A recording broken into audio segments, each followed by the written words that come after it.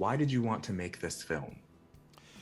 I wanted to make this film because it is a message about the importance of love over hate, but it's also told with the most extraordinary score probably ever written for an American musical by Leonard Bernstein, with incredible words by Stephen Sondheim, and tremendous choreography, which sort of changed the modern dance world, by Jerome Robbins, and a great book by Arthur Laurents.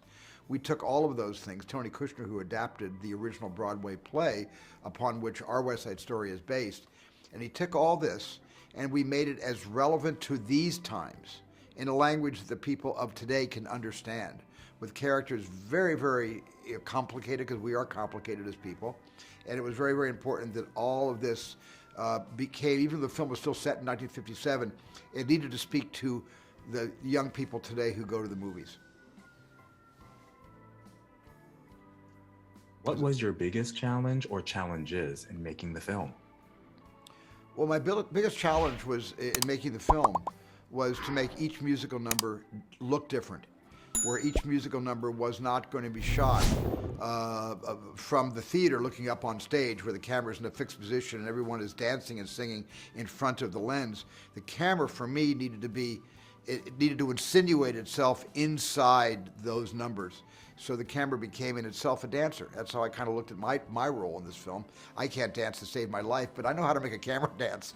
And it was really an incredibly challenging experience to be able to work with Justin Peck, the great choreographer, as a partnership and teamwork to be able to get the camera to be part of those numbers and yet make each musical number different according to the mood of the story, because the story has different colors and the moods of West Side Story change. And there are musical numbers that are completely jubilant and get you dancing in the aisles, and there's other numbers that will kind of tear your heart out. And the camera and the tonality of the lighting had to all be in character with each of these different songs. What makes this film relevant for today's audiences? Because love is always relevant for today's audiences, and division is so relevant today in the world we live in and in the country we live in. The ideological differences between people is as wide as it was before the Civil War in the 19th century, and it just felt that there's a message in West Side Story that is not going to fall on deaf ears.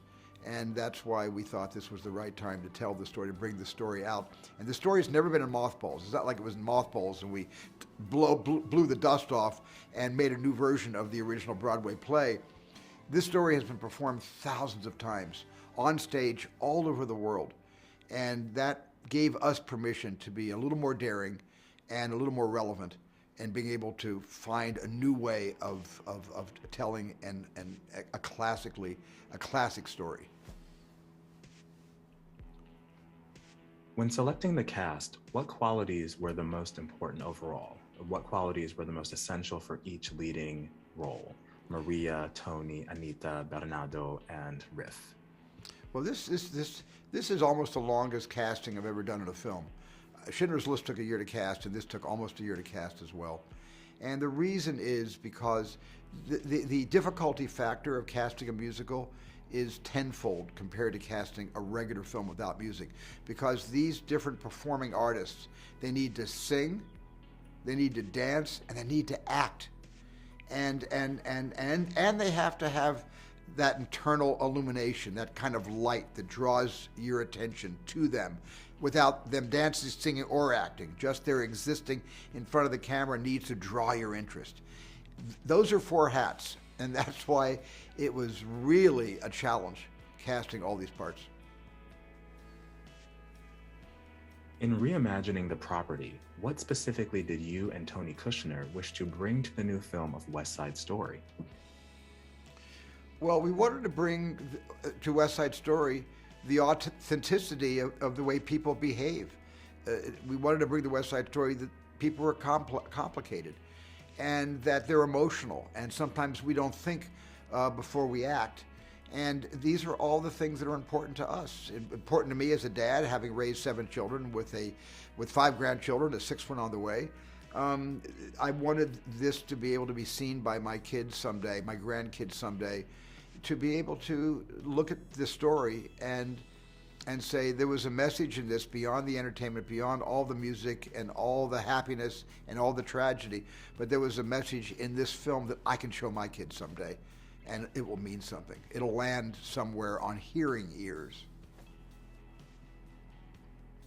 How was the experience of making this film, your first musical, compared to your previous films? Was there anything about the experience that surprised you or was different than you expected it to be? This is one of the most complicated productions of my career.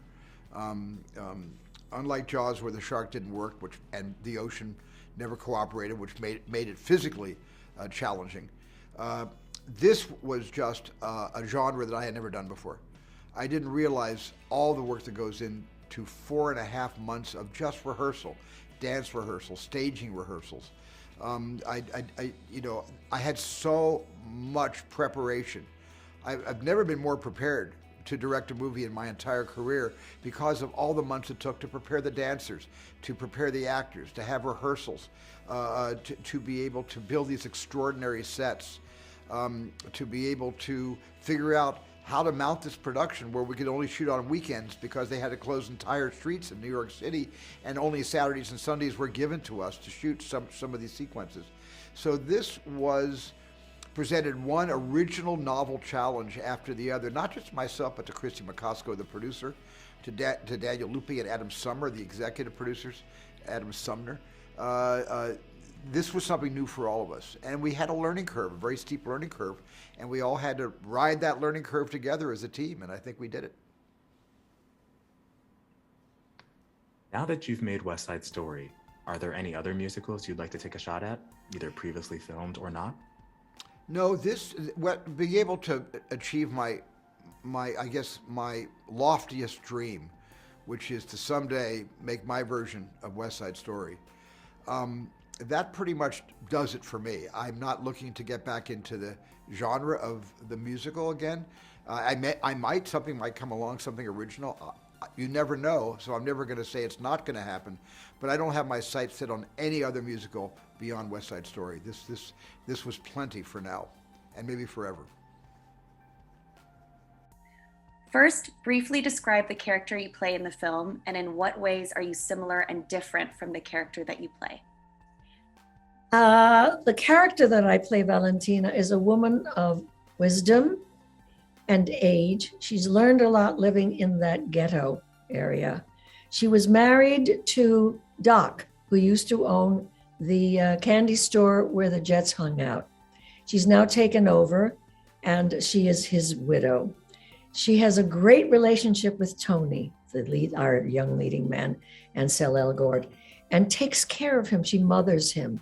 And she has apparently invited him to live downstairs in the basement where all the Coke bottles are and all the prescription drugs and stuff like that.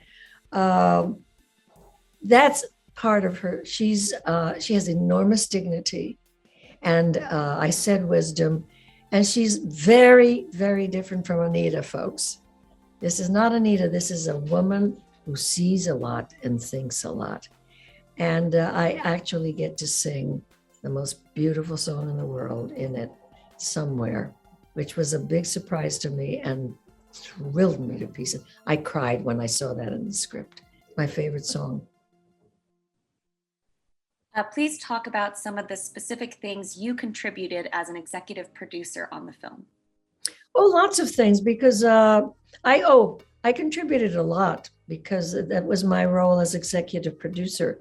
And I think, I know that Stephen was doing the very smart thing to get someone who is Hispanic, Latina, and who knows that scene, who knows the struggle. That was very important to him. We talked a great deal about that. And in fact, he was so touched by it that he asked me to tell the kids, both gangs, the actors, what it was like being I hadn't done my documentary at that time. So I told them, I talked a lot about that. And I had a say in the tempo of America, which I thought was being conducted too fast. And even though the dancer said, well, we can do it, I said, you can do it, this fast, but you'll be a little bit sloppy because it's too fast. And they said, oh yeah. So there were things like that, all kinds of stuff constantly. And I danced with them just for the hell of it. It's a miracle I didn't break a knee or something. What was the experience like for you seeing Ariana DeBose portray Anita, the character you won your Oscar for 60 years ago? It was so strange to see Ariana DeBose playing Anita, the role that really got me an Oscar and a Golden Globe. And I had to put her at her ease. She was apparently extremely nervous to meet me, and she hid herself among all the kids. And I said, okay, because I knew her name by then. I said, where is Ariana? And everybody pointed, there she is. She was really hiding.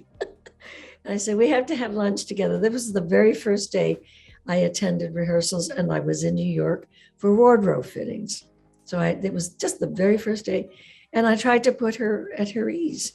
And I really didn't want to tell her how to play that part. What I said was, you have to play your Anita.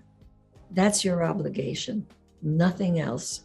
And then they gave her a little hint of something that I didn't do that I wish I had in acting terms. And I said, this is a little gift for you. You can use it or not. That's up to you. And she did.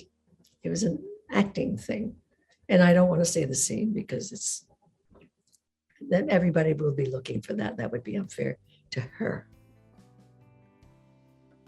And last question, was there anything about the experience of making this film that surprised you or was different than you expected it to be?